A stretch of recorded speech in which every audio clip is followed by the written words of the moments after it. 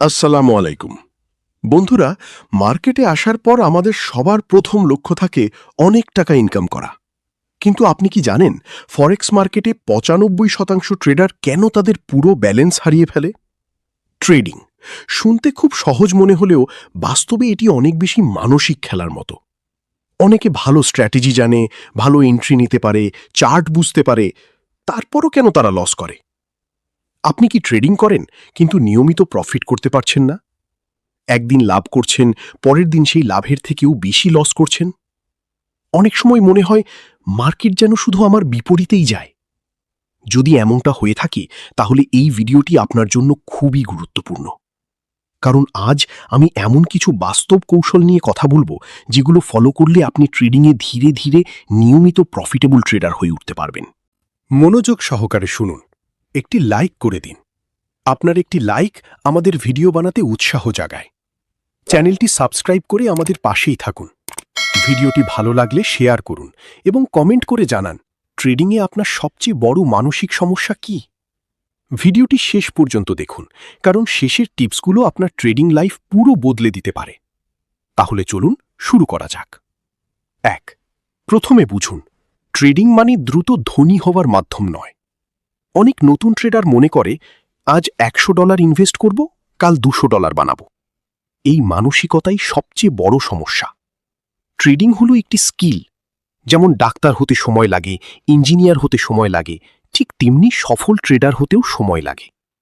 যদি আপনি দ্রুত টাকা আয়ের চিন্তা করেন তাহলে আবেগ আপনাকে ভুল সিদ্ধান্ত নিতে বাধ্য করবে। ২. একটি নির্দিষ্ট স্ট্র্যাটেজি ব্যবহার করুন। অনেক ট্রেডারের সবচেয়ে বড় ভুল হল আজ এক স্ট্র্যাটেজি, কাল আরেক স্ট্র্যাটেজি, পরশু নতুন ইন্ডিকেটর। এভাবে কখনো সফল হওয়া যায় না। একটি স্ট্র্যাটেজি বেছে নিন, যেমন support and resistance, price action, breakout trading, trend following, scalping strategy. যেটাই নেন না কেন সেটাকে অন্তত ২-৩ মাস ভালোভাবে ব্যাকটেস্ট করুন। ৩. রিস্ক ম্যানেজমেন্ট হল সফলতার মূল চাবিকাঠি। আপনার এন্ট্রি ভুল হতে পারে, কিন্তু ভালো রিস্ক ম্যানেজমেন্ট আপনাকে বাঁচিয়ে রাখবে। কখনো একটি ট্রেডে ১% থেকে ২%-এর বেশি রিস্ক নেবেন না। উদাহরণ, আপনার অ্যাকাউন্টে যদি $১০০ থাকে তাহলে প্রতি ট্রেডে সর্বোচ্চ $1 থেকে $2 রিস্ক করুন। স্টপ লস ছাড়া কখনো ট্রেড করবেন না। ৪. ওভার ট্রেডিং বন্ধ করুন।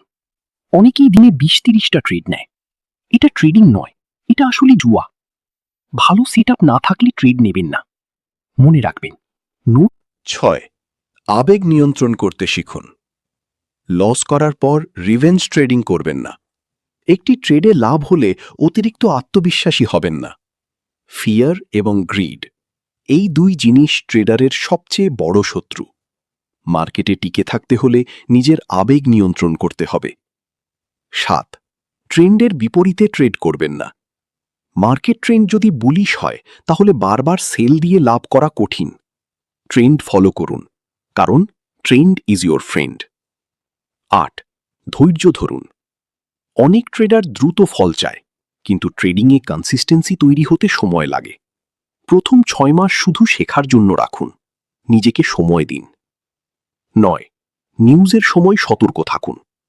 হাই ইম্প্যাক্ট নিউজের সময় মার্কেট খুব ভলাটাইল হয়, বিশেষ করে ফরেক্স মার্কেটে NFP, CPI, interest rate decision, FOMC news. এই সময়ে নতুন ট্রেডারদের ট্রেড না করাই ভালো। ১০. ছোট প্রফিটকেও সম্মান করুন। অনেকেই $৫ লাভকে ছোট মনে করে, কিন্তু ধারাবাহিক ছোট লাভই বড় অ্যাকাউন্ট তৈরি করে। আজ $৫, আগামীকাল $10, ধীরে ধীরে বড় হবে। Consistency is everything. শেষ কথা, ট্রেডিংয়ে নিয়মিত প্রফিট করতে চাইলে শর্টকাট ভুলে যান। শিখুন, প্র্যাকটিস করুন, রিস্ক ম্যানেজ করুন এবং ধৈর্য ধরে কাজ করুন। মনে রাখবেন, ট্রেডিংয়ে সফলতা একদিনে আসে না, কিন্তু সঠিক নিয়ম মেনে চললে সফলতা অবশ্যই আসে। ভিডিওটি ভালো লাগলে লাইক দিন, কমেন্ট করে জানান আপনি কোন ধরনের ট্রেডিং করেন। আর এমন ট্রেডিং বিষয়ক ভিডিও পেতে সাবস্ক্রাইব করতে ভুলবেন না। ধন্যবাদ।